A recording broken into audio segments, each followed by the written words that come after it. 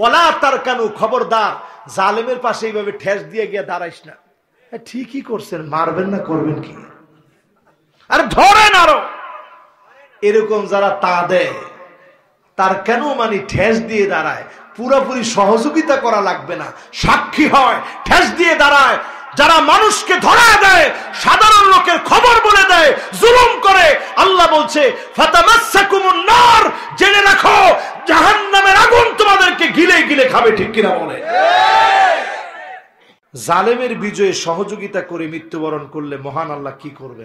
ওয়ালা তামকানু ইলাল্লাযীনা যালামু ফাতামাসসাকুমুন নার।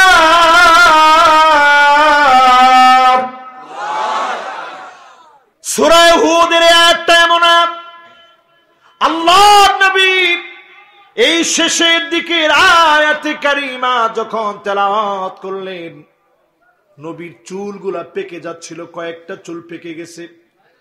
আল্লাহর নবী বললেন, শাইয়াবাতনি হুদুন ওয়া আখাওয়াতুহা।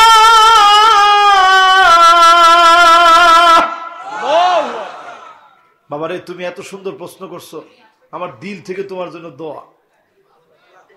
নবীজি বলতেছে সূরা হুদের এই শেষের আয়াত যখন নাজিল হয়েছে, ভয়ে আমার চুল পেকে যাচ্ছে, আতঙ্কে আমার চুল পেকে যাচ্ছে।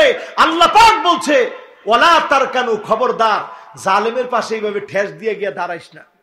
ঠিকই করছেন, মারবেন না করবেন কি, আরে ধরেন আরো।